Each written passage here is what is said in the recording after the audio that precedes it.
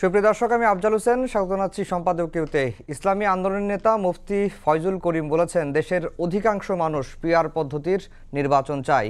ইসলামী আন্দোলনেরও একই কথা। বৃহস্পতিবারের সমাবেশে তারা আরও বলেছেন, ইসলামকে রাষ্ট্র ক্ষমতায় দেখতে চান এবং প্রাথমিক বিদ্যালয়ে গানের শিক্ষক নিয়োগ নয়, ধর্মীয় শিক্ষক নিয়োগ করতে হবে। পিআর পদ্ধতির দাবিসহ কয়েকটি দাবি নিয়ে জামায়াত ইসলামী সহ 7 দলের কর্মসূচিতে একই সুরে কথা বলেছেন নেতারা। আর অন্যদিকে বিএনপি নেতা রুহুল কবির রিজভী বলেছেন, পিআরের নেপথ্যে রাজনৈতিক ষড়যন্ত্র আছে। বিএনপি নেতা আমির খসরু মাহমুদ চৌধুরী বলেছেন, দেশকে অস্থিতিশীল করার চেষ্টা হচ্ছে। প্রাসঙ্গিক বিষয় নিয়ে আমাদের আজকের সম্পাদকীয় হাওয়া গরম, অস্থিরতার শঙ্কা। এসব নিয়ে কথা বলতে আমাদের স্টুডিওতে উপস্থিত আছেন আনিস আলমগীর, সাংবাদিক ও কলামিস্ট, ব্যারিস্টার সৈয়দ ইজাজ কবির, মানবাধিকার বিষয়ক সম্পাদক, জাতীয়তাবাদী আইনজীবী ফোরাম, এবং সারওয়ার তুষার, যুগ্ম আহ্বায়ক, জাতীয় নাগরিক পার্টি। দর্শক, আপনারা এই আলোচনায় অংশ নিতে পারেন। এর জন্য আপনাদের ফোন করতে হবে টেলিভিশনে দেখান নম্বরে, ছাড়া ফেসবুকের মাধ্যমেও আপনাদের মন্তব্য পাঠাতে পারেন। আলোচনার শুরুতেই জানিয়ে দেব এখনকার প্রধান শিরোনামগুলো। আলোচনার মধ্যেই রাজপথে ইসলামী দলগুলো। নির্বাচন হতে হবে পিআর পদ্ধতিতে, হুঁশিয়ারি নেতাদের। ভোটের আগে জুলাই সনদের আইনি ভিত্তি ও বিচার নিশ্চিতের তাগিদ। অহেতুক চাপ সৃষ্টি গণতন্ত্রের জন্য শুভ নয়, মন্তব্য বিএনপি মহাসচিবের। অস্থিতিশীল পরিস্থিতির জন্য রাজনৈতিকভাবে ক্ষতিপূরণের সতর্কবার্তা খসরুর। চলতি মাসেই ইসির হাতে পৌঁছাবে নির্বাচনী সরঞ্জাম। প্রবাসী ভোটার নিবন্ধনে অ্যাপস তৈরি, সীমানা নির্ধারণ নিয়ে আদালতের সিদ্ধান্তে আস্থা রাখতে চায় কমিশন। ছাত্র সংসদ নির্বাচনের অভিজ্ঞতা প্রয়োগ করা হবে জাতীয় নির্বাচনে, বললেন স্বরাষ্ট্র উপদেষ্টা। রাকসু চাকসুতে ডিজিটাল পদ্ধতিতে ভোট গণনার পরিকল্পনা। এবং জুলাই হত্যাযজ্ঞের দায়ে শেখ হাসিনা কামালের কঠোর শাস্তি দাবি নাহিদ ইসলামের। ট্রাইব্যুনালে দ্বিতীয় দিনের সাক্ষ্য, গুম খুনে জড়িত অনেকে গ্রেফতার না হওয়ায় ক্ষোভ।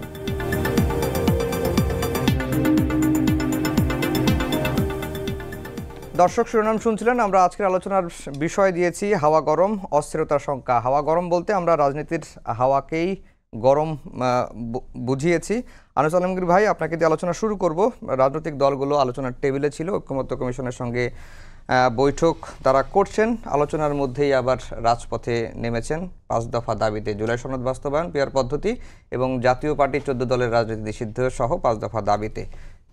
অনেকেই বলছেন যে রাজপথে হঠাৎ করে এই রাজনৈতিক দলগুলোর আন্দোলন, এতে আসলে রাজনীতিতে বিপর্যয়ের সংখ্যা বা অস্থিরতার সংখ্যা তৈরি হতে পারে। আপনার পর্যবেক্ষণ কি?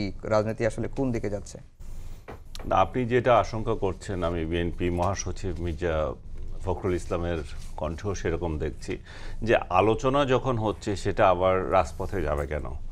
এটা তো আলোচনা টেবিলেই সমাধান হওয়ার কথা, এবং দীর্ঘ সময় ধরে ওনারা আলী রিয়াজকে নিয়ে মিটিং করছেন, চা খাচ্ছেন, আড্ডা মারছেন। তো এই অবস্থায় রাজনৈতিক দলগুলো কাছাকাছি এসছে, এই অবস্থায় কেন সমাধান হচ্ছে না? তাহলে সংস্কার কমিশন বা যারা বাস্তবায়নে এসব দায়িত্ব নিয়েছে তারা কি এতদিন কি করেছিল, তার কি উপহার দিয়েছে জাতিকে, যেতে আবার সেই টার্মোয়েলে যেতে হবে, আবার রাস্তায় যেতে হবে? এখন এটার জবাবও আমি আবার দেখলাম যে জামায়াতের মহাসচিব যিনি আছেন, ওনাকে মহাসচিব বলেন, সেক্রেটারি জেনারেল বলেন, তো উনিও দিয়েছেন যে আলোচনা টেবিলে সমাধান হচ্ছে না। আলোচনা টেবিলে যখন সমাধান না হয় তখন রাস্তায় যেতে হয়। ওনার বক্তব্য ঠিকই আছে, কিন্তু কোন জায়গায় ওনারা আটকে আছেন সেটা হচ্ছে জাতির কাছে প্রশ্ন।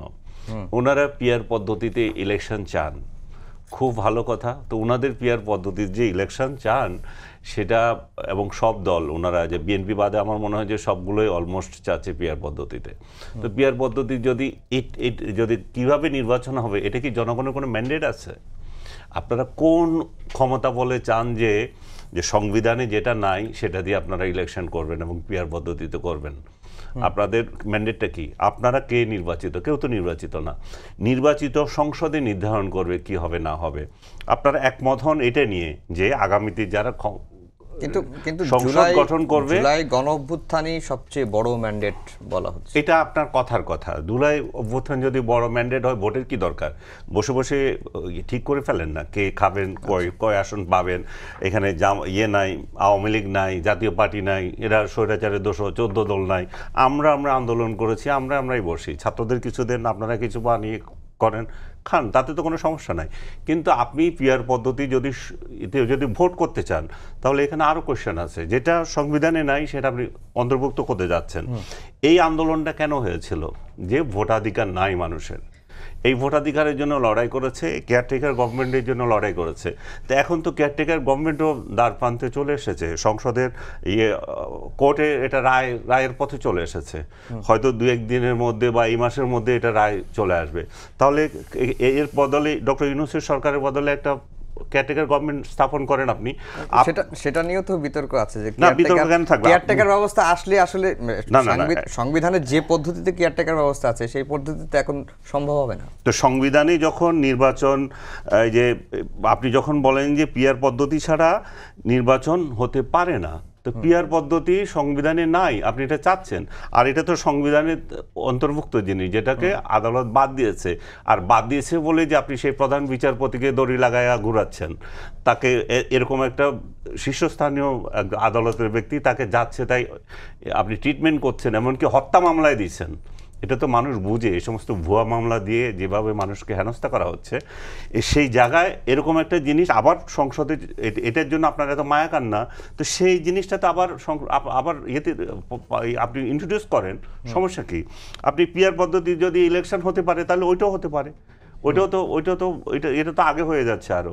সো আমি মনে করি যে তারা যে এই সমস্ত উদ্ভট দাবিগুলো নিয়ে আসছে, তারা যেভাবে আওয়ামী লীগ এবং জাতীয় পার্টিকে নিষিদ্ধ করার কথা বলছে, বিএনপি এখানে বড় চালাকি একটা অভিনয় করে। বিএনপি শুরু থেকে বলছিল যে আমরা চাই না কোনো রাজনৈতিক দলকে করা হোক, নিষিদ্ধ করা হোক। তারপরে যখন এনসিপি দাবি করলো, এটা যখন সফল হয়ে গেল, আওয়ামী লীগকে আপনার এটা কি বলে, নিষিদ্ধ তো না, কার্যক্রম নিষিদ্ধ করলো, তখন আবার ক্রেডিট নিচ্ছে আমরাই কিন্তু আগে দাবি করেছিলাম। এখনো একই অবস্থা। এখন যখন জাতীয় পার্টিকে নিষিদ্ধ করার প্রস্তাব আসছে, তখন বলতেছেন আমরা জাতীয় পার্টিকে নিষিদ্ধ করতে চাই না। কেন চান না? কারণ হচ্ছে যে আপনারা জাতীয় পার্টিকে সংসদে বিরোধী আসলে দেখতে চান, আপনারা জামাতকে চান না। জামাত স্বাভাবিকভাবে গোসা করবে যে ভাই আমরা তো একসাথে আন্দোলন করেছিলাম, তোমরা শুধু একা একা খাবে, আমাদেরকে তো খাওয়াতে দিতে হয়। সো আপনারা মিলেমিশে খান, আপনারা এই দলের দেবেন না, এই দলের দেবেন না, মিলেমিশে এটা ঠিক করেন। আমরা যেটা চাই, আমরা চাই অবিলম্বে একটা নির্বাচন। আমরা চাই জাতি যে এখন ক্রান্তিকাল অতিক্রম করছে, সারা দেশে যে স্থবিরতা, যে পুলিশ কাজ করে না, আর্মি কাজ করে না, কেউ কিছু করে না, অফিস আদালতে যান কোনো কাজ হচ্ছে না, সন্ত্রাসীরা সারা দেশে সন্ত্রাস করছে, বিএনপি নেতাদের সাথে ওসিরা গলায় গলায় বসে বসে এই চাঁদাবাজিতে সহযোগিতা করছে, আর্মি হেডকোয়ার্টারে বসে আছে, উপজেলা হেডকোয়ার্টারে, সেখানে যা অফিস হিসাবে আছে। যে এরকম রাষ্ট্র যখন একটা চলছে, যে স্থবিরতা চলছে, সেই স্থবিরতাকে অতিক্রম করতে হলে একটা নির্বাচিত সরকার আমাদের জরুরি। সেটা কিভাবে হবে আমরা জানি না, আমরা একটা নির্বাচনের মাধ্যমে সরকার পরিবর্তন চাই। জি, এজাজ কবির ভাই, এই যে নির্বাচনের আগে জুলাই জাতীয় সনদ বাস্তবায়ন বা এই সনদের অধীনে নির্বাচনের দাবি করে আসছেন সবাই, বিএনপি বাদ দিলে বা অধিকাংশ দলই বলা চলে যে নির্বাচনের আগেই জুলাই জাতীয় সনদ বাস্তবায়ন চাচ্ছেন এবং জুলাই জাতীয় সনদকে একটি আইনি ভিত্তি যাচ্ছেন, কিন্তু বিএনপি সবসময় তার অবস্থানে রিজিড কেন? ধন্যবাদ আপনাকে এবং আমার সহ আলোচকদেরকেও ধন্যবাদ এবং দর্শক শ্রোতাদেরকে শুভেচ্ছা। না, বিএনপিকে আপনি কোন জায়গায় অনড়টা দেখছেন? মানে রিফর্মের মেজরিটি রিফর্মে বিএনপি হ্যাজ এগ্রিড। বিএনপি যে জায়গায় অনড়, সে জায়গায় বিএনপি বিশ্বাস করে যে ওই জায়গায় ওইটা তার রাজনীতি না এবং ওটাই সে ওইভাবেই যাবে, এবং সে যদি ম্যান্ডেট পায়, ইলেকশনে যদি সরকার গঠন করতে পারে, তাহলে সে ওভাবেই ইশতেহার হবে, ওভাবেই তার পরিচালনা হবে। এখানে এটার একটা ভালো দিক হচ্ছে, এখানে খারাপ দিক পাওয়ার কিছু নেই। এখানে ভালো দিকটা হচ্ছে যে অ্যাটলিস্ট যতগুলি দল ঐক্যমত কমিশনে বসে কথা বলছে, এগ্রি ডিসএগ্রি যেটাই করুক, এইটা তো আমরা নিশ্চিতভাবে বলতে পারি যে প্রত্যেকেই is affirming and confirming that they will do it, they are dedicated to it, তারা করবে। যে ক্ষেত্রে কিন্তু আপনি বলতে পারেন যে না, আমি এটাতে রাজি না, আমি এটা আমি এটা পারবো না, আমি এটা করব না, বাট অন্যগুলি আমি করব বা রাজি আছি। তো সবগুলিতে যদি এখন জুলাই সনদে যদি আমি এখন বলি যে না, এখন কথার কথায় যদি বলি যে না বললাম হ্যাঁ করলাম, তারপরে ক্ষমতায় গিয়ে যে দল যদি না করে, সেরকম কিন্তু ব্যাপারটা ঐকমত্য কমিশনে দেখা যাচ্ছে না, কারণ সবাই জিনিসটাকে has taken it so seriously, এবং আমার কাছে মনে হচ্ছে they all are committed to it. So ওইখানে বিএনপির অনর বা এটা নিয়ে প্রশ্ন তোলার কিছু নেই, বিএনপির নিজস্ব পলিসি আছে। এখন যেখানে না, আপনারা বলছেন যে এটি জনগণ যদি বিএনপিকে ম্যান্ডেট দেয় তাহলে বিএনপি সেটা করবে পার্লামেন্টে, তো আগে করলে সমস্যা কি?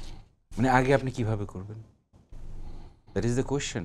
আই মিন আপনাকে কিছু ধারাবাহিকতা বুঝতে হবে। বিশেষ সাংবিধানিক আদেশে জামাত বলছে, আপনাকে কিছু ধারাবাহিকতা বুঝতে হবে। আবার এনসিপি বলছে গণপরিষদের মাধ্যমে। হ্যাঁ, এখানে বললাম যে এখানে কিছু ধারাবাহিকতা বুঝতে হবে। সেই ধারাবাহিকতাটা কি? সংবিধান একটা ছিল, যেরকমই ছিল এখনও আছে। একটা গণ অভ্যুত্থানের মাঝখানে 300 এমপি নাই হয়ে গেছে, ইনক্লুডিং বাইতুল মুকাররমের মসজিদের ইমাম সহ। তখন সরকার কে চালাবে? আপনারা কি এখন বিপ্লবী সরকার গঠন করবেন? বিপ্লবী সরকার কে গঠন করবে? জামাত একটা করবে, এনসিপি একটা করবে, বিএনপি একটা করবে, আওয়ামী লীগ প্রবাসী থেকে একটা করবে, জাতীয় পার্টি আর একটা করবে। তাই করতে চান? সেটা কি সম্ভব? আমার মনে হয় না। তো সেই ক্ষেত্রে আপনার কি করা উচিত? এখানে একটা ভ্যাকিউম তৈরি হয়েছে। সো আমাদের লিগ্যাল টার্মিনোলজিতে একটা কথা আপনারা প্রায় শুনে থাকেন, ডক্ট্রিন অফ নেসেসিটি, বাট আরও একটা কথা আছে কিন্তু, ঠিক আছে? সেটা হচ্ছে গিয়ে ল অ্যাভর্স ভ্যাকিউম। আমরা যখন জুরিসপ্রুডেন্স পড়েছি আমরা জানি যে লতে কোনো ভ্যাকিউম থাকতে পারবে না। It has to be simultaneously spider ওয়েবের মতো, মাকড়সার জালের মতো একটার সঙ্গে আরেকটা জড়িত থাকতে হবে। সো যখন 300 এমপি পলায়ন করে গেল, কেউ নেই, তখন চালাবেটা কে? সেই ক্ষেত্রেই আপনার তখন প্রশ্নটা আসে যে ওকে, যে আইনের বিষয়ে অভিভাবক হচ্ছে সুপ্রিম কোর্ট অ্যাপিলেট ডিভিশন। তখনই এক প্রেসিডেন্ট ওপিনিয়ন ছিল 106-এর অধীনে। এই ওপিনিয়নটা আদালত অ্যাপিলেট ডিভিশন যেইভাবে মানে ওনাদের ওপিনিয়নটা ওনাদের মতো করে দিতে পারেন, এখানে কোনো বাধ্যবাধকতা নাই। এবং আপনাদেরকে জ্ঞাতার্থে বলে রাখি, 106-এর যেই ওয়ার্ডিং, ঠিক আছে, সিমিলার ওয়ার্ডিং হচ্ছে পাকিস্তানও, সিমিলার ওয়ার্ডিং হচ্ছে ইন্ডিয়ান কনস্টিটিউশনও। সো এখন ওইভাবে আপনার একটা লিগ্যাল ল্যাকিউনাটা আপাতত স্টপ গ্যাপ সিনারিওটা বন্ধ করার জন্যে, ম্যানেজ করার জন্যে আসলো এই বর্তমান গভর্নমেন্ট আসলো। বর্তমান গভর্নমেন্ট এসে এখন সংস্কার, ইলেকশন এবং আরও বেসিক যেসব নেসেসিটিস ওইগুলা চালিয়ে যাচ্ছে এবং ঐক্যমত চালানোর একটা বন্দোবস্ত করছে। তো এইখানে এই মুহূর্তে কথাটা আসছে গিয়ে হলো যে কি আপনার আমাদের এই জুলাই সনদটা কিভাবে বাস্তবায়িত হবে। এখন জুলাই সনদটা এক বাস্তবায়নের উপায় আছে যে যেই সরকারে যাবে সে ওইটাকে গিয়ে র্যাটিফাই করে বা কনস্টিটিউশনাল অ্যামেন্ডমেন্ট করে ওইটা ওখানে আনবে বা একটা লিগ্যাল ইমপ্লিকেশনস দিবে, সেটা একটা হতে পারে। আরেকটা উপায় আছে, সেটা হচ্ছে যে এখানেও আপনাকে ওই গার্জিয়ান সুপ্রিম কোর্টের কাছেই যেতে হবে। সুপ্রিম কোর্ট একটা ওপিনিয়ন যদি দেয় যে এটা লিগ্যাল ভিত্তি, এটা লিগ্যাল এক্সিকিউশন কিভাবে করা যায়, তাহলে একমাত্র সেভাবেই হবে। ঘুরে ফিরে আপনাকে সুপ্রিম কোর্টের বাইরে, সুপ্রিম কোর্টের মতামতের বাইরে আপনি কোনোভাবেই যেতে পারবেন না। মানে আপনারা বলছেন যে জুলাই সনদটা কিভাবে বাস্তবায়ন হবে এটি আসলে সুপ্রিম এবং কোর্টের বিএনপির তরফ থেকে এবং বিএনপির তরফ থেকে আমাদের স্ট্যান্ডিং কমিটির মেম্বার সালাউদ্দিন সাহেব উনি কিন্তু বলেই দিয়েছেন যে কিভাবে করতে হবে বলেন, যেভাবে করা দরকার আমরা করব, কিন্তু আপনি সঠিক একটা পন্থায় আসেন যেন এইটা ভবিষ্যতে লিগালি চ্যালেঞ্জ না হয়। জি সারওয়ার তুষার, আজকে জামায়াতের আইনজীবী অ্যাডভোকেট শিশির মনির উনি ঐক্যমত্য কমিশনের বেশ কয়েকটি মিটিংয়েও অংশগ্রহণ করেছেন, আপনিও ঐক্যমত্য কমিশনের মিটিংয়ে অংশগ্রহণ করেছেন। উনি তার একটা ফেসবুক পোস্টে একটা বক্তব্য দিয়েছেন যে ঐক্যমত্য কমিশন গোয়ার্তমি আচরণ করছে, যুক্তিতে না পেরে গায়ের জোরে কথা বলছেন, গ্রুপিং করেছেন, এখন বলছেন আমরা কেন রাস্তায় গেলাম, আয়নায় নিজের চেহারা দেখুন, উত্তর পেয়ে যাবেন। আপনার কাছে কি মনে হয় যে ঐক্যমত্য কমিশন কি আসলেই গ্রুপিং করেছে বা উনি কিন্তু আচ্ছা আপনাকে ধন্যবাদ। এবং উনি এটা ঐক্যমত্য কমিশন গ্রুপিং করেছে এই অভিযোগ করেছেন বলে আমার মনে হয় না। আমি ফেসবুক পোস্টটা দেখেছি, উনি বলেছেন যে কাউকে ইঙ্গিত করেছেন। তা আমি এটা ইঙ্গিতটা হলো বিএনপির দিকে, যে আপনারা ঐক্যমত্য কমিশনে গ্রুপিং করেছেন এবং আপনারা এটা ওইটা করেছেন করার পরে আমরা এখন রাস্তায় নামছি, আমাদেরকে এখন বলতেছেন যে আপনারা কেন রাস্তায় নামছেন। হ্যাঁ, বক্তব্যটা এরকম, ঠিক আছে। জি, ঐক্যমত্য কমিশন গ্রুপিং করেছে, এটা না। মানে কমিশনে আপনারা এই পরিস্থিতি তৈরি করেছেন, ফলে আমাদেরকে এটা করতে হচ্ছে, এটা হচ্ছে তার বক্তব্য, এটা ওনার বক্তব্য। এখন এই প্রেক্ষিতে আপনার প্রশ্নটা এবার একটু বলেন। না, গ্রুপিংটা আসলে কিভাবে করব? আচ্ছা, হ্যাঁ, এটা খুব ইম্পর্টেন্ট। এটা গতকালকে আমি তো লম্বা সময় আসলে দলকে প্রতিনিধিত্ব করলাম, প্রায় পুরোটা সময়, মাঝখানে অল্প কিছুদিন বাদ দিলে। এবং গতকালকে আমি একটা খুব ইন্টারেস্টিং ব্যাপার খেয়াল করলাম আর কি। এখন তো আলোচনাটা একেবারে শেষের দিকে আছে এবং পদ্ধতি বিষয়ক আলোচনা হচ্ছে। গতকাল হুট করে 106-এর কথাটা এসেছে কিছু বিএনপি মনা দলের পক্ষ থেকে। পরবর্তীতে বিএনপি যিনি প্রতিনিধিত্ব করেন সালাউদ্দিন সাহেব, তার বক্তব্য বোঝা গেল যে ওনারা 106-এর কথাটা বলেন। তখন 106-এ আপনি কি করবেন? মানে কথাটা হচ্ছে এরকম, তাদের টোনটা যে যেহেতু ঐক্যমত্য কমিশনের রাজনৈতিক দলগুলোর মধ্যে সেটেলমেন্ট হচ্ছে না, let's go to the court. এখন আপনি রাজনীতির প্রশ্নটাকে আদালতে নিয়ে যাবেন। প্রথম কথা হচ্ছে বাংলাদেশের ইতিহাসে রাজনীতির প্রশ্নগুলোকে যখন আপনি আদালতকে ব্যবহার করেছেন, এটা নজির খুব একটা ভালো হয়নি। যেমন তত্ত্বাবধায়ক সরকার যখন ওই আপনার সর্বশেষ অবসরপ্রাপ্ত প্রধান বিচারপতি এই যে আদালতকে পলিটিক্সে টেনে আনা, কিংবা আপনার তত্ত্বাবধায়ক বাতিল করা, এই সমস্ত ক্ষেত্রে আদালত যখন জনগণের, যেমন শেখ হাসিনার সময়ে আদালত কি করলো, যে জনগণের আন্দোলনের ফসল যে ছিল তত্ত্বাবধায়ক সরকার ব্যবস্থা, এটাকে তারা আদালতকে ব্যবহার করে বাতিল করেছে। পরে নজিরগুলো ভালো না, ঠিক আছে। এখন তো 106-এর মাধ্যমে আপনি কি প্রশ্ন করবেন? 106-কে তো আপনার একটা প্রশ্ন পাঠাতে হবে, মানে একটা অপিনিয়ন আপনি চাইবেন। প্রশ্ন কি পাঠাচ্ছেন তার উপরেই কিন্তু নির্ভর করছে যে রাজনীতিটা কি হবে। আপনি যদি প্রশ্ন পাঠান যে জুলাই সনদ কিভাবে বাস্তবায়িত হবে, তখন এক ধরনের উত্তর আসবে। আর আপনি যদি প্রশ্ন করেন যে এই সরকার বাস্তবায়ন করতে পারবে কিনা, তাহলে উত্তর আরেক রকম আসবে। আপনি কি প্রশ্ন করছেন, that is the main politics. What is your frame? So আপনি ধরেন, মানে আমরা যেটা বুঝলাম, আমাদের পক্ষ থেকেও গতকালকে আমরা এটা বলেছি, আমি নিজেও ছিলাম, যে বিএনপি শুরু থেকে কি বলেছে, সংস্কারটা কোথায় হবে? পার্লামেন্টে হবে। কেন সংস্কার পার্লামেন্টে করা যাবে না, এটা আমরা অসংখ্য যুক্তি দিয়েছি, এখানেও দরকার আবার বলবো। এখন যেহেতু পার্লামেন্টে সংস্কারের ব্যাপারে বেশিরভাগ রাজনৈতিক দল, বেশিরভাগ মানে 90% রাজনৈতিক দল একমত না, এর মধ্যে বিএনপির সাথে আন্দোলনে ছিল এমন দলও আছে। এই কারণে এখন আমাদেরকে আদালত দেখানো হচ্ছে, যে আদালত যদি এখন এটা বলে তাহলে আমরা কি করব। প্রশ্নটা হচ্ছে এরকম, মানে আদালত দিয়ে আপনি এটা বলাবেন যে 106-এর মাধ্যমে যে ইয়েতে যাব আমরা, এটা পার্লামেন্টে সংস্কার হবে, তখন তো আর সবার মুখে। তাহলে আপনি এই যে 1 বছর আলোচনা করলেন, সমস্ত রাজনৈতিক দল পিপলের উইলের প্রতিনিধিত্ব যদি রাজনৈতিক দলগুলো করে থাকে, আদালত তো পিপলের উইলের অধীন। এটা তো একদম ভাই বুঝবেন, ভাই আইনের মানুষ, মানে একেবারে মানে আইনের ভাষা জায়গা থেকেই পিপলের উইলের অধীন হচ্ছে আদালত। পিপলের উইলটা কেমন হবে এটা তো আদালত ঠিক করে দেবে না, বরং পিপল যখন তার একটা উইল ঠিক করবে, এটাকে আপনি একটা কনস্টিটিউশনাল ভিত্তি দিবেন, আদালত ওইটাকে ডিফেন্ড করতে মানে ডিফেন্ড করবে, এটাই আদালত। আদালত কিন্তু কনস্টিটিউশনকে ব্যাখ্যা করতে পারে, কিন্তু আপনি একটা নতুন কনস্টিটিউশনাল প্যারাডাইম তৈরি করার চেষ্টা করছেন অথবা মেজর রিফর্ম করার চেষ্টা করছেন। এটা দেখেন আদালতের কাজ কি? আদালতের কাজ হচ্ছে যে সংবিধানটা আছে সেটার বেসিক স্ট্রাকচারকে ডিফেন্ড করা। যখন আদালত বিভিন্ন সংশোধনীকে অসাংবিধানিক বলে, কোন যুক্তিতে বলে? এই যুক্তিতে বলে যে তোমার এই সংশোধনীটা unconstitutional because it has violated our basic structure বা কনস্টিটিউশনাল বেসিক স্ট্রাকচার। এখন আমরা যেগুলো নিয়ে কথা বলছি কমিশনে, যেমন আপার হাউস হবে, যেমন আপনার ধরেন ওই কি বলে হাইকোর্টে বিকেন্দ্রীকরণ হবে, যেমন আপনার তত্ত্বাবধায়ক সরকারের নিউ ফর্মুলা কিংবা মূলনীতি পরিবর্তন, এগুলো কি আমার এই সংবিধানের বেসিক স্ট্রাকচারের মধ্যে আছে, নাকি এগুলো ভায়োলেট করে বেসিক স্ট্রাকচারকে? তো যখনই আপনি বেসিক স্ট্রাকচারকে ভায়োলেট করছেন, তখন আপনি সেটার ব্যাপারে এই কনস্টিটিউশনের অধীনে গঠিত আদালত কিভাবে সেটার ব্যাপারে রায় দেবে? তার তো কাজই হচ্ছে এই সংবিধানের বেসিক স্ট্রাকচারকে মানে প্রোটেক্ট করা। সেকেন্ড প্রশ্ন হচ্ছে, আরও একটা কারণে আপনি সংশোধনীটা পার্লামেন্টে করতে পারবেন না। 8ম সংশোধনীর নজিরটা নিশ্চয়ই ভাইয়ের মনে আছে, যে ওইটা ছিল এরশাদ হাইকোর্টে বিকেন্দ্রীকরণ করলেন এবং তখন আদালত বললেন যে এটা অসাংবিধানিক, because our state is a unitary state, সুতরাং আপনি এটা করতে পারবেন না, এবং এটা অসাংবিধানিক বলল।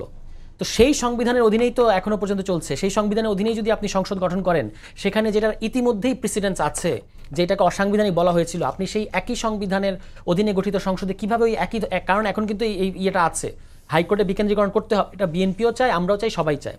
সো আপনার তো প্রেসিডেন্স আছে যেটা অলরেডি একবার অসাংবিধানিক বলা হয়েছে।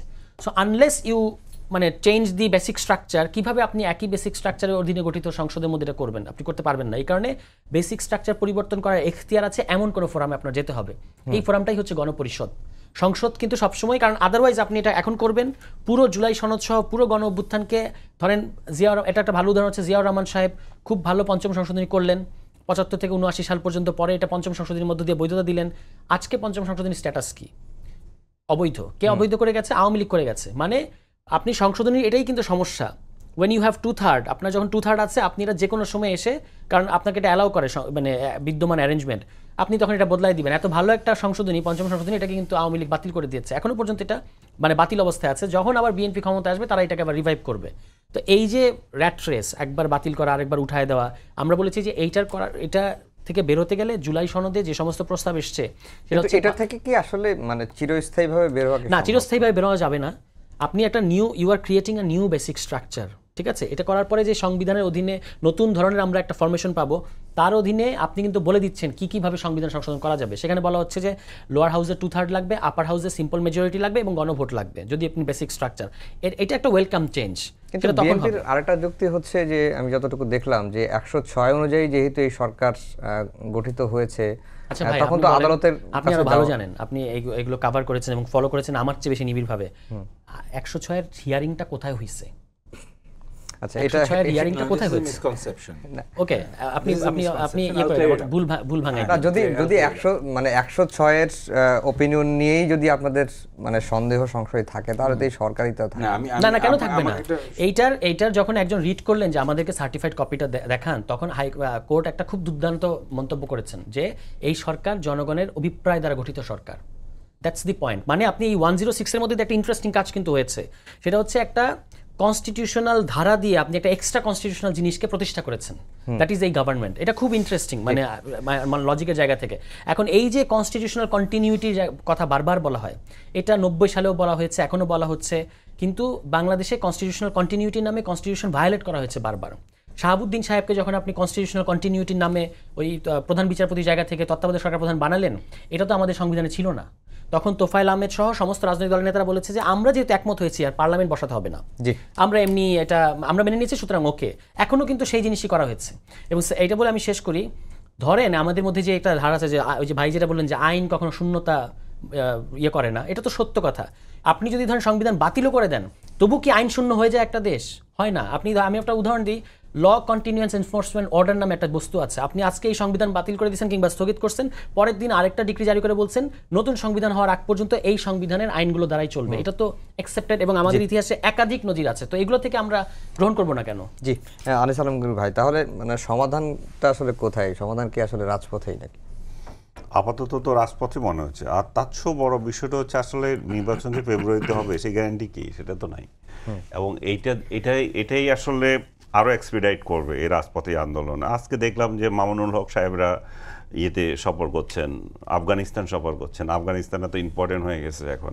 আফগানিস্তানের রাষ্ট্রীয়ভাবে দাওয়াত দিয়েছে। আবার আপনিও বললেন যে আরেক হুজুর বললেন যে ইয়ে করবেন, এই যে গানের শিক্ষা হবে না ইয়েতে, এখানে বিদ্যালয়ে। হ্যাঁ, প্রাথমিক শিক্ষক নিয়োগ দেওয়া যাবে। কেন গানের শিক্ষক কি সমস্যা করেছে? হুজুর নিয়োগ দিতে বলেন, তাতে তো কোনো অসুবিধা নাই।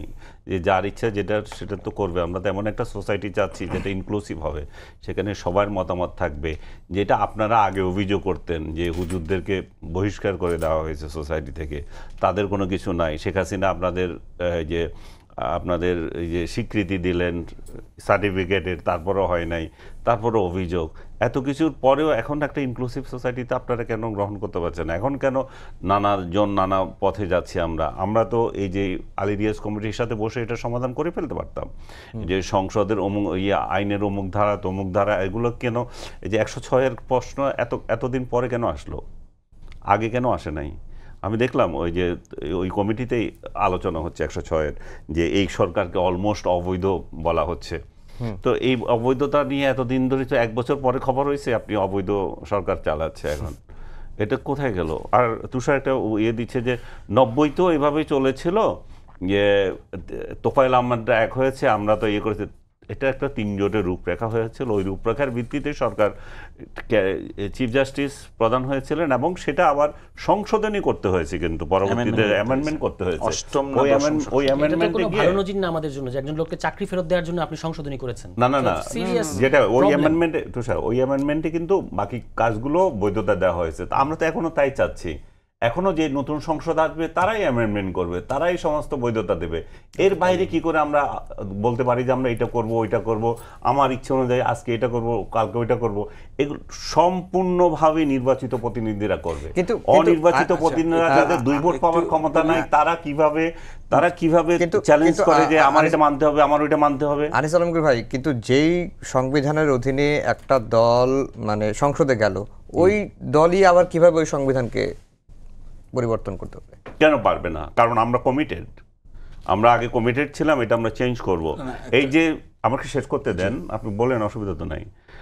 আমরা যে কমিটমেন্ট করেছি সেটা সেই কমিটমেন্টের ভিত্তিতে করেছি। 3 জোটের রূপরেখায় ছিল সংসদীয় পদ্ধতিতে যাওয়ার কথা ছিল। বিএনপি তো ক্ষমতায় ছিল, বিএনপি কি কখনো সংসদীয় পদ্ধতির পক্ষের দল ছিল না তো, কিন্তু তারা তো একমত হয়েছে, তারা তো সেটা করেছে। আর যেটা নিয়ে গন্ডগোল ছিল সেটা হচ্ছে তত্ত্বাবধায়ক সরকার, সেটা করে নাই বলেই সেটার জন্য আন্দোলন হতে হলো, সেটার জন্য রাজপথে রক্ত জ্বললো, এই 96-এর একটা ভুয়া ইলেকশন করতে হলো। সে এই এত কিছুর পরেও যে তাহলে আমরা কেন আমাদের শিক্ষা হচ্ছে না? আমরা এখানে যাতে ঐক্যবদ্ধ হয়ে আমরা যেগুলো সিদ্ধান্ত নিচ্ছি সেগুলোকে আমরা পরবর্তীতে বাস্তবায়ন করব। এখন এই বাস্তবায়নও কতটুকু সম্ভব এটা নিয়ে কেন উদ্বিগ্নতা এই জন্যই যে রাষ্ট্রের একটা বড় স্টেক হোল্ডার রয়ে গেছে, যারা বাংলাদেশ আওয়ামী লীগ এবং জাতীয় পার্টি, তাদের প্রধান একটা রাজনৈতিক দল, আর দ্বিতীয় ভোটের সংখ্যা অনুযায়ী তৃতীয় একটা রাজনৈতিক দল।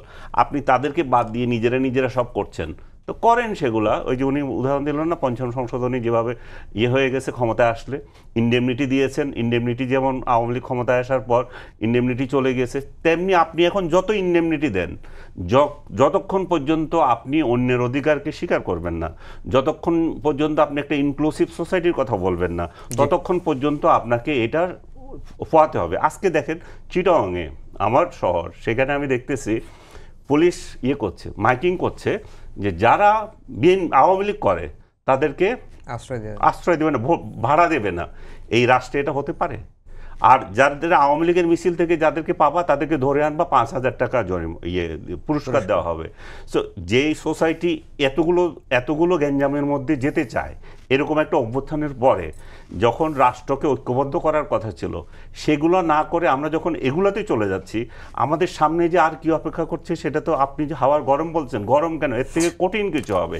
আর আমাদের সরকার প্রধান কি করছেন? আমাদের সরকার প্রধান একদিন পরে যাবেন 4 নেতাকে নিয়ে নিউ ইয়র্ক সফরে। সেখানে নিউ ইয়র্ক সফর এত কি ইম্পর্টেন্ট হয়ে গেছে আমার রাষ্ট্র থেকে, জাতিসংঘ সাধারণ পরিষদ একটা টক শো, এখানে যায় বাকওয়াজ বক্তৃতা ছাড়া তো কিছু হয় না। এই বাকওয়াজ বক্তৃতাতে আপনি 3 দলের 3 নেতাকে নিয়ে যাচ্ছেন, প্রধান 3, এগুলো তো একটা ঘোষ। জি, এজাজ কবির ভাই, আপনারা যেহেতু সরওয়ার তুষার বললেন যে 106 এর রেফারেন্ডাম নিয়ে যে সরকারটা গঠন করা হয়েছে সেটি নিয়েও একটা প্রশ্ন রয়েছে, আবার আপনারা রাজনৈতিক ইস্যুটাকে আবার আদালতের দিকে ঠেলে দেওয়ার চেষ্টা করছেন। দেখেন, আমার মনে হয় ইটস এ মিসকনসেপশন, ভুল বুঝাবুঝি হচ্ছে, হয়তোবা বুঝতে পারছেন না the necessity of the present constitution, the criticality of the present situation. এই ক্ষেত্রে এই ধরনের আন্দোলন বা এই ধরনের কনফিউশনে বা এই ধরনের তর্ক বিতর্কে যদি আমরা জড়াই, তাহলে আমার সবার কাছে প্রশ্ন থাকবে যে এই ঝামেলার কে হবে, বেনিফিশিয়ারি কে হবে। এইটা আগে ওনাদেরকে নিজের প্রশ্ন করতে হবে, নাম্বার 1। নাম্বার 2, ওনারা কনস্টিটিউশনের কথা যেটা বলছেন আগে ছুঁড়ে ফেলা দেওয়া হয়েছে, এই করা হয়েছে, যে না, কনস্টিটিউশনে আগে অ্যামেন্ডমেন্ট করা হয়েছে, কনস্টিটিউশন অ্যামেন্ডমেন্টের অধীনেই চলে, অ্যামেন্ডমেন্ট করেই হবে। সো সেই ক্ষেত্রে ভবিষ্যতে যেটা হবে অ্যামেন্ডমেন্ট হয়েই হবে। আর 106-এর কথা এখন রিসেন্টলি আমি যেটা দেখলাম যে রিসেন্টলি কথা উঠেছে, আমাদের সুপ্রিম কোর্টের লয়ার শিশির মনির সাহেব এই কথাটা তুলেছেন। তো উনি যখন এই কথাটা বলছিলেন, আমি একটু মনে মনে হাসছিলামই যে উনি যদি 106 নিয়ে বিতর্ক করেনি, তাহলে তো সর্বপ্রথম তো লুজার তো ওনারাই। তো ওনারা যদি এই সরকারের বৈধতা চ্যালেঞ্জ করেন, তাহলে তো ওনাদের নিষিদ্ধ এখনও ওনাদের উপরেই আছে, আওয়ামী লীগ তো বহাল। তো ওনারা 106 চ্যালেঞ্জ করেন কিভাবে, কোন ভিত্তিতে, কোন বুদ্ধিতে, কোন বুদ্ধিতে ওনারা 106 চ্যালেঞ্জ করেন, এই গভর্নমেন্টকে চ্যালেঞ্জ করেন, এই গভর্নমেন্টের অ্যাকশনকে চ্যালেঞ্জ করেন? তাহলে তো আপনার গণ অভ্যুত্থানকে চ্যালেঞ্জ করা হয়, নিজের উপরে ওনারা নিজেরা লিগ্যাল বারটা নিয়ে আসে যে ওনার উপরে যে ইয়েটা ছিল, বাধা ছিল। তো ওনারা চাচ্ছেটা কি আসলে, এটাই বোঝা বড় মুশকিল হয়ে গেছে এখন।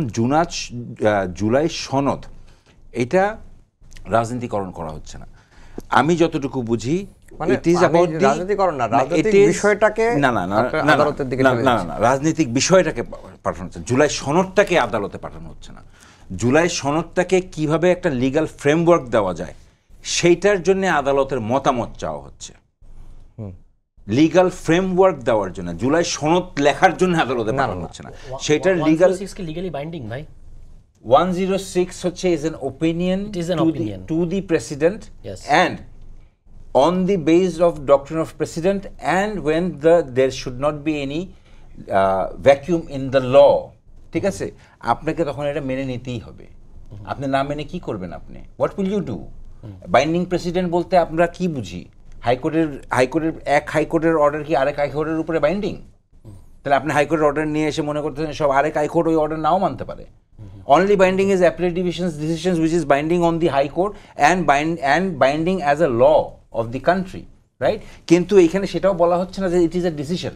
এটা বলা হচ্ছে যে president will seek an opinion when there is a vacuum in the law, and the appellate division will provide the opinion in no matter what it is the appellate division's jurisdiction how they will provide it. শুনানি করে দিতে হবে, এখানে বিচার করতে বসা হয় নাই যে ওপেন বিচার করতে হবে। আপনি একটা মতামত চেয়েছেন, আপনার লয়ার আপনাকে একটা মতামত দিয়েছে, কি ভিত্তিতে দিয়েছে সবাইকে শোনায় দিতে হবে এমন কোনো নজির কোথাও নাই ইহ জগতে। এবং এই কনস্টিটিউশনের 106 এর না, যে 106 ভাষা এর শুনানির কথা আছে আর কি, হ্যাঁ, সম্ভবত। ভাষা যে কোথায় আছে 106 এ 106 এর শুনানির কথা বলে না। শুনানির It is কথা, হ্যাঁ, স্পষ্টভাবে আছে। স্পষ্টভাবে আছে। absolutely jurisdiction of the appellate division ওনারা কিভাবে দিবেন। এখন এইটা এন্টায়ার বিষয়টাকে পলিটিসাইজ করা হচ্ছে আমার মতে। একটা ওই যে আপনি যেটা বললেন হাওয়া গরম করে আপনার অস্থিরতার সংখ্যা যেটা আসতেছে, এখন এই অস্থিরতার সংখ্যাটা যদি আসে, এখানে আবার একই প্রশ্ন, এইখানে বেনিফিশিয়ারিটা কে হবে? এখন দেখেন পিআর সিস্টেম নিয়ে কথা উঠছে, কারা পিআর সিস্টেম নিয়ে কথা বলছে? একটা বিশাল স্টেক হোল্ডার আওয়ামী লীগ তো বাইরে, ঠিক আছে না? এখন লার্জেস্ট সবার চক্ষুশূল হচ্ছে এখন বিএনপি, কারণ বিএনপি এখন একটা বিশাল বড় স্টেক হোল্ডার আছে। এখন অন্য যারা পিআর পদ্ধতি চাচ্ছেন ওনারা কোন হিসাবে বলছেন যে জনগণ চায়? জনগণ ওনাদেরকে কী হিসাবে দিয়েছে, দায়িত্ব দিয়েছে? ওনাদেরকে অতীতের কোনো এক্সপিরিয়েন্স আছে যে ওনাদের পক্ষে জনগণ ছিলেন? গণ অভ্যুত্থান একটা হয়েছে, সেটা সবার কারণেই হয়েছে, শুধু একা ওনার কারণে, আমার কারণে বা ভাইয়ের কারণে না। সো সেই ক্ষেত্রে আপনি যে বারবার বলছেন পিআর সিস্টেম আছে, নেপালে কি হয়েছে? 17 না 18 বছর সরকারের 18 বছরে 17 বা 18 বছরের মধ্যে 12 বার না 13 বার সরকার চেঞ্জ হয়েছে, অথবা ওলট হবে আমার যদি ভুল না হয়, 12 বা 13 বছরে 17 বার না 18 বার গভর্নমেন্ট চেঞ্জ হয়েছে, বেসড অন হোয়াট? পিআর। এখন আপনি আপনি ভূ রাজনৈতিক ক্যালকুলেশন করেন না। আমি অতীতে দেখি নেই আমার সভারেন্টির উপরে কীভাবে ইন্টারফেরেন্স হয়েছে, পিআর দিয়ে আপনি কীভাবে এটা সামাল দিবেন? এখন এই পিআর এনে এই অস্থিতিশীল একটা হ্যাঙ্গিং গভর্নমেন্ট এনে আপনি কার বেনিফিট দেখছেন? নিজের দেশের বেনিফিট দেখছেন না নিজের বেনিফিট দেখছেন যে আপনি সংসদে গিয়ে বসবেন আর প্লট নেবেন? কি চাচ্ছেনটা কি? এটা তো হয় না। আর আমাদের দেশের প্রেক্ষাপটে, ভূ রাজনৈতিক প্রেক্ষাপটে এবং আমাদের ডেল্টাইক পজিশনে, যেখানে একদিকে ভারত, অন্যদিকে চায়না, আরেকদিকে বার্মা, এবং এই জিওপলিটিক্যাল টার্বুলেন্সের মধ্যে পিআর পদ্ধতি কোনোভাবেই আমাদের দেশের জন্য না, এবং এইটা আমাদের সার্বভৌমত্বের জন্য ক্ষতি বয়ে নিয়ে আসবে, because you'll be a hanging government. আর আপনারা যারা পিআর চাচ্ছেন, কারা চাচ্ছেন পিআর? কোনোদিন সরকারে বসেছিলেন? কেউ তো সরকারে বসেন নাই। কোনোদিন জনগণের ভোটে পার্লামেন্টে আসছেন? কোনোদিন তো আসেন নাই। আচ্ছা, এবার আসেন দলের নিষিদ্ধকরণ। বিএনপি একটা বহুদলীয় গণতান্ত্রিক দল, বিএনপি কোনো সময় বলে নাই যে আওয়ামী লীগ নিষিদ্ধ চাই। হ্যাঁ, একটা যেটা হয়েছে, এনসিপি প্রেশার দেওয়ার পরে, এটা একটা মবক্রেসির মতোই, এনসিপি প্রেশার দেওয়ার পরে এবং অন্যান্য দল প্রেশার দেওয়ার পরে কি হয়েছে? আওয়ামী লীগের কার্যক্রম নিষিদ্ধ হয়েছে, আওয়ামী লীগকে নিষিদ্ধ করা হয়নি। এখন চাচ্ছেন জাতীয় পার্টিকে নিষিদ্ধ করতে। এখন যদি পলিটিক্যালি চিন্তা করি, কারা চাচ্ছে জাতীয় পার্টির নিষিদ্ধ? Who will be beneficiary of it? এটা একটা চিন্তা করতে হবে, এটা জনগণকেও চিন্তা করতে হবে। বুঝলাম জাতীয় পার্টি দোসর, এখন জাতীয় পার্টিকে যদি জনগণ দোসর ভাবে, আওয়ামী লীগকে জনগণ দোসর ভাবে, তা জাসদ হয়ে যাবে, ইলেকশন করতে চায়। কিন্তু আপনি এখন পিআর পদ্ধতি চাচ্ছেন, জাতীয় পার্টির নিষিদ্ধ চাচ্ছেন, এগুলো তো একটা পলিটিক্যাল অ্যাঙ্গেল আছে রে ভাই। খালি গণ অভ্যুত্থানের কথা বলে জনগণের উপর দায় চাপিয়ে, ছাত্রদের শহীদদের উপরে দায় চাপিয়ে দিয়ে আপনি আপনার রাজনীতি চালায় যাবেন আর দেশের সার্বভৌমত্ব নিয়ে খেলবেন, এটা হবে না। এটা কোনো ক্রমে এটা হতে দেওয়া যাবে না। সারওয়ার তুষার, আজকে গণমাধ্যমের একটা খবর ছিল যে জাতীয় নাগরিক পার্টি এবং গণ অধিকার পরিষদ একত্রিত হচ্ছে। যদিও গণ অধিকার পরিষদের একজন নেতা বলেছেন যে এই সব বিষয় নিয়ে আসলে আনুষ্ঠানিকভাবে কোনো আলোচনা হয়নি এখন পর্যন্ত। এ ধরনের কোনো ইচ্ছা বা এ ধরনের কোনো আলোচনা বা সামনের দিকে এগোবে কিনা, আপনার কাছে কি মনে হয়? জি, এটা উত্তর দিচ্ছি। তার আগে একটু বলি যে 106-কে চ্যালেঞ্জ করলে গণ অভ্যুত্থানকে চ্যালেঞ্জ করা হয়, ইটস খুবই উইয়ার্ড আইডিয়া। গণ অভ্যুত্থান ইজ বিয়ন্ড গভর্নমেন্ট। গণ অভ্যুত্থান শুধু গভর্নমেন্ট না, আপনি আরও 10টা সরকার গঠন করবেন প্রয়োজনে। গণ অভ্যুত্থান তো গণ অভ্যুত্থান, যেটা মানে যেটা হয়েছে এটা শেষ। এটাকে আপনি কোনোদিন আন্ডু করতে পারবেন না। ফলে 106 নিয়ে অনেকগুলো প্রশ্ন আছে, সেটা আমরা আবার সেটেল করবো, অসুবিধা নেই, আলোচনা করবো। ওই গণ অধিকারের যে নিউজ, এটা আমরাও দেখেছি। এটা তো অনেক ধরনের গুঞ্জন তো থাকে, কখনো আমাদেরকে জামাতের দিকে ঠেলে দেয়, কখনো বিএনপির দিকে ঠেলে দেয় কেউ। এখন এটা আমরা কমিশনের বিভিন্ন ইস্যুতে আমাদের তো বিভিন্ন জনের সাথে বসতে হয়, এবং আমরা ধরেন বিএনপি কেন্দ্রিক একটা ব্লক আছে, জামাত এবং ইসলামপন্থীরা একটা আলাদা ব্লক করার চেষ্টা করছে। আমাদেরও চেষ্টা আছে যে মধ্যমপন্থী, ডেমোক্রেটিক এবং বাংলাদেশপন্থী বিভিন্ন রাজনৈতিক দলকে একসাথে করার একটা, এটা তো নাথিং রং উইথ ইট। অনানুষ্ঠানিক আলোচনা নানাভাবে নানা ফোরামে হতে পারে, এবং যেহেতু এই দলে অনেকেই আছেন যারা একসময় এই 18-24-এর মধ্যে থেকে উঠে এসেছেন, ফলে একটা যোগাযোগ তো খুব ঘনিষ্ঠ যোগাযোগই আছে, কিন্তু কোনো আনুষ্ঠানিক সিদ্ধান্ত বা এরকম কিছু হয় নাই। এটা আরও সময় লাগবে। যদি হয়, যদি হয়, আমি জানি না এখনও, কিন্তু যদি হয় এটা একটা পজিটিভ ঘটনাই হবে যে সব ইয়াংরা এক জায়গায় আসতেছে। এটা একটা ভালো মেসেজ দিবে, এবং মানে পলিটিক্সে ওই যে বিএনপি এবং বিএনপির বাইরে ইসলামপন্থী দল, এর বাইরে একটা মাঝামাঝি আরেকটা ব্লক তৈরি হওয়ার একটা সম্ভাবনা থাকবে। ফলে এখনও চূড়ান্ত করে কিছু বলা যাবে না, পুরো সম্ভাবনাটাকে আমি নাকচ করে দিচ্ছি না, আবার আমি কনফার্মও করছি না, কিন্তু এটা সময়ে আরও যেতে দিতে হবে। ইন দ্য মিন টাইম আমরা মনে করি যে কমিশনে আমাদের বিভিন্ন ইস্যুতে আমাদের মিত্র আছে যারা মনে করে যে ইলেকশনের আগেই রিফর্মগুলো করতে হবে, এবং সেটা এই জুলাই সনদটার একটা আইনি ভিত্তি দিতে হবে বা সাংবিধানিক ভিত্তি দিতে হবে। এটার সাথে পুরো হাউসের temperament including the government and the commission সবাই কিন্তু এটা এই প্রশ্নে একমত, শুধু বিএনপির এখানে ভিন্নমত আছে, এবং সেটা ওই তারা যেটা উনি বললেন যে কনস্টিটিউশন অ্যামেন্ডমেন্ট করেই চলতে হয়, চলতে আপনি কনস্টিটিউশনটাকে একদম একটা ডেড কনস্টিটিউশন বানায় ফেলছেন। আর ধরেন আপনার দেশে কি এমন পরিস্থিতি কখন আসবে না যখন আপনার you need a new constitution?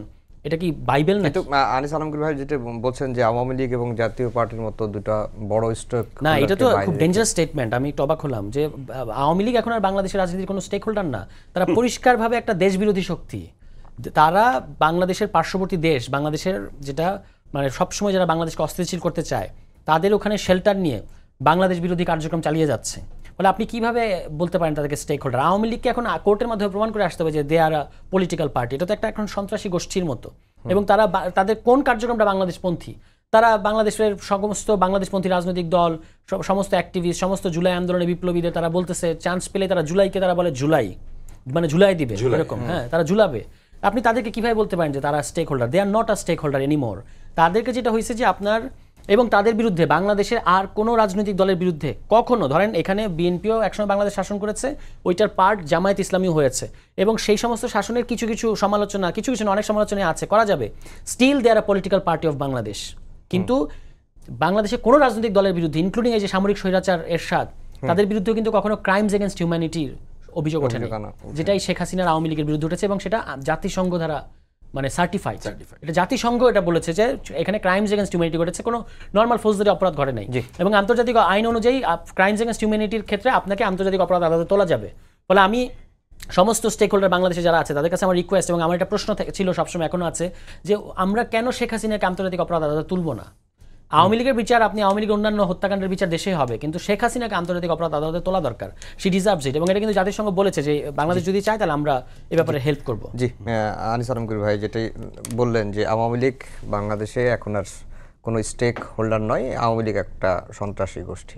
সেটা তুষাররা স্বপ্নে দেখতে পারে, কিন্তু আওয়ামী লীগের কতজন মানুষ আছে এই দেশে যারা রাজনীতি করছে, তারা কোনো সন্ত্রাসী কার্যক্রমে নাই, এটা তো অস্বীকার করার উপায় নাই। ওরা তো আফগানিস্তানে যাবে না, পাকিস্তানও যাবে না, ওরা কই যাবে? ওরা তো ইন্ডিয়াতেই যাবে।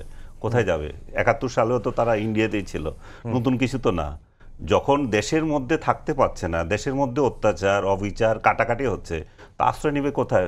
পার্শ্ববর্তী দেশেই যাবে, হয় মায়ানমারে যাবে, নতুবা ইন্ডিয়াতে যাবে, তারা তো আফগানিস্তানে যাবে না। যেমন মামুনুল সাহেব আফগানিস্তানে গিয়েছে শরিয়া আইন কীভাবে চলে সেটা শেখার জন্য, এবং সেটা এসে এখানে বাস্তবায়ন করবেন। আর তুষাররা হয়তো পাকিস্তানে যাবে বা অন্য কোনো দেশে যাবে, কিভাবে রাষ্ট্র চলবে সেটা জ্ঞান অর্জন করবে। কিন্তু আমেরিকাতেও যেতে পারে, অর্থাৎ আমেরিকার সাথে ওদের ভালো সম্পর্ক। আর যে দুইটা দল আবার এক হওয়ার কথা বলছে, আজকে একটা সুন্দর মন্তব্য করছে একজন, আমি তাদেরকে অভিনন্দন জানিয়েছি যে এই তরুণরা একটা রাজনৈতিক দল করতে চায়। তারা যদি একই, তুষার যেটা বললো 18-তে জন্ম হয়েছে নূরদের দলের এবং ওদেরটা জন্ম হলো 24-এ, এবং একই আদর্শে একই ইয়েতে, তো একই আদর্শ হলে তো আলাদা থাকার দরকার কি? আমি বলছি যে আলাদা আলাদা দোকানের দরকার নেই, একসাথেই থাকা উচিত। তারা একটা শক্তি হয় তরুণদের, আমি এটা অভিনন্দন জানাই। সেখানে আরেকজন মন্তব্য করেছে, আপনি অভিনন্দন জানাচ্ছেন কিন্তু তারা তো যে মহাসড়কে আছে, তো সেখানে 1 লাইন 2 লাইন করার কি দরকার? 6 লাইনের জামাত ইসলাম করলেই তো হয়, জামাতকে শহর নিয়ে করলেই তো হয়, একসাথে মহাসড়কে যাবে। আলাদা আলাদা রাজনৈতিক দল খোলার তো কোনো দরকার নেই। ভাই 1 মিনিট সময় আছে। না, বা 1 মিনিটে তো এত কথা বলতে পারবো না, তবে একটা বলি যে এই জুলাই আন্দোলনের ফলে একটা খুব ভালো দিক হয়েছে, সেটা হচ্ছে যে আমরা সবাই বাংলাদেশি যে আছি, এটা হয়েছে। আমরা সবাই বাংলাদেশি, এবং to my young brothers I will say যে রাজনীতিতে আসলে আরও অনেক ব্যাপার স্যাপার আছে যে সবসময় আসলে আবেগ দিয়ে হয় না। আর সার্বভৌমত্বের মানে ক্ষতিগ্রস্তের দ্বার প্রান্তে আমরা প্রায় চলে গিয়েছিলাম, এটা আমরা প্রত্যেকে সাক্ষী। ঠিক আছে, এই জায়গাটা মাথায় রেখে আমার মনে হয় সব রাজনৈতিক দলের কাজ করতে হবে, এবং বর্তমানে এই দেশে কোনো অস্থিরতা আনা যাবে না, কোনোভাবে কোনো ধরনের অস্থিরতা আনা যাবে না। এই অস্থিরতা আনা মানেই আপনারা দোসরের দোসর, এই অস্থিরতা আনা মানেই আপনারা ওই স্বৈর শাসকের দোসর, অথবা আপনারা তাদের প্ল্যান বাস্তবায়ন করতেছেন প্রত্যক্ষভাবে অথবা পরোক্ষভাবে, বুঝে হোক না বুঝে হোক। সো এই সরকারকে পাস করতেই হবে, ইলেকশন হতেই হবে। হ্যাঁ, আপনারা পার্লামেন্টে গিয়ে তখন চেঞ্জ করেন। জামাত যদি মনে করে যে আপনারা পার্লামেন্টে গিয়ে করবেন, শরিয়া আইন আনেন না। কোন শরিয়া আইন আনবেন? বাংলাদেশে শরিয়া আইন নাই কে বলছে? আমি তো বলি বাংলাদেশে শরিয়া আইন আছে। বাংলাদেশে শরিয়া আইনের চেয়ে আরো বেশি আছে, সবার জন্য আইন আছে, হিন্দুদের জন্য আইন আছে, মুসলমানদের জন্য আইন আছে। হয়তো জনগণের ভোটে আপনারা ক্ষমতায় যাবেন না, বলে এই কথাটা বলছেন। শুনেন, প্রবলেমটা হচ্ছে এইখানেই অ্যাজাম্পশনটা করে নিয়ে সবাই বিএনপির দিকে তীর ছুটছে। এই জন্যই সবাই ধরে নিচ্ছে যে না, আমি তো কেকের অংশটা পাচ্ছি না। নিরপেক্ষ নির্বাচন অনুষ্ঠানে সহায়তা করবে সারা দেশে, যেভাবে বিএনপি কি এখন সারা দেশ যেভাবে দখল করে রাখছে, ৭,০০০ লোকের উপরে বিএনপি বহিষ্কার করেছে। বহিষ্কার করে কি করেছে? ওরা তো দলে সরকার কি করবে? ওরা তো আরো দ্বিগুণ উপায়ে চাঁদাবাজি করছে, এখন তারা কেউ ধরতে পারে না, কারণ সেটা এখন বিএনপি করে না। বিএনপি তার প্যাডে গিয়ে থানায় গিয়ে মামলা করছে। এইটা কোন দল করেছে সেটা আমি স্বীকার করছি। তাহলে বিএনপির পক্ষ থেকে আর কি করতে হবে? নিজে কি নিজের কর্মীদেরকে ফাঁসি দিয়ে দিবে? সেটা করবে সরকার, সেটা করবে সরকার, সেটা করবে সরকার, সেটা সরকার করবে, সরকারের পুলিশ করবে, সেটা বিএনপি না। বিএনপি তার দলের থেকে যতটুকু দায়বদ্ধ, যতটুকু সম্ভব প্রত্যেকটা কাজ করছে। আমি আপনার সাথে দ্বিমত করছি না, সবকিছু করছে, কিন্তু সরকার যে করবে তারা তো ভয়ের মধ্যে আছে। সেটা সরকারের ব্যাপার। এইজন্যই তো বলছি আর ঝামেলা করেন না, আপনারা আর পিআর নিয়ে আন্দোলন করেন না, ইলেকশনের জন্য আসেন, তারপরে দেখেন কি হয়। তারপরে যদি বিএনপি খারাপ করে, বিএনপি আবার বিন্যাস হয়ে যাবে। জি জি জি, সেই জায়গাটাতে তো আসতে দিচ্ছে না। তার আগে কেন্দ্র দখল করবে। আমাদের সময় একেবারে শেষ। কেন্দ্র দখল করবে জামাত। গুগলে সার্চ করবেন যে থানা ঘেরাও করে নিজেদের কর্মীকে ছিনিয়ে আনলেন বিএনপি নেতারা, এটা কয়টা রেজাল্ট আসে? জামাত ঠিক আছে, জামাত অবশ্যই তারাও সমালোচনার মধ্যে পড়বে। জামাতের এনসিপিরা পাচ্ছেন না, মানে না, আমরা এই নজির সৃষ্টি করতে চাই না যে প্রথমে আমাদেরকে অ্যারেস্ট করবে, এবং এইজন্য ৭,০০০ সবচেয়ে বেশি কর্মী বিএনপিরই বহিষ্কার হয়েছে। ক্রেডিট মানে ট্রফি উচ্চানোর মতো না, আমাদের ৭,০০০ কর্মীকে বহিষ্কার করেছে, এটা ট্রফি উচ্চানোর মতো না। এটা একটু মানে আরো একটু লোয়ার টোনে বলতে হবে, কারণ এটা হচ্ছে যে এটা তো আপনার একটা মানে দুর্বল দিক। বাংলাদেশে এবং কি করে রাতের বেলায় এত চাঁদাবাজি অন্য কোনো দলে করে নাই। এনিওয়ে, রাতের বেলায় আপনি বহিষ্কার করছেন, সকালবেলা বহিষ্কার ছুটিয়ে দিচ্ছেন, এরকম কয়টা নজির লাগবে? আমি আমার নরসিংদী থেকে একাধিক নজির দিতে পারবো। এই যে আজকে যে যমুনার সাংবাদিকের উপর হামলা হয়েছে নরসিংদী থানায়, যেই লোক এটা নেতৃত্ব দিয়েছেন তিনি বহিষ্কৃত নেতা, কিন্তু তিনি সমস্ত শেল্টার নিয়েই কিন্তু ওখানে চলছেন। আমার এলাকায় পলাশে এরকম চাঁদাবাজির কারণে যাকে বহিষ্কার করে দিয়েছে, পরের দিন হেভিওয়েট নেতা তার বহিষ্কার ছুটিয়ে দিয়েছে। এগুলো আমাদের সময় একেবারে শেষ। সবাইকে ধন্যবাদ জানিয়ে শেষ করছি আমাদের আজকের সম্পাদকীয়। আগামীকাল আবারও দেখা হবে একই সময়ে। শুভরাত্রি।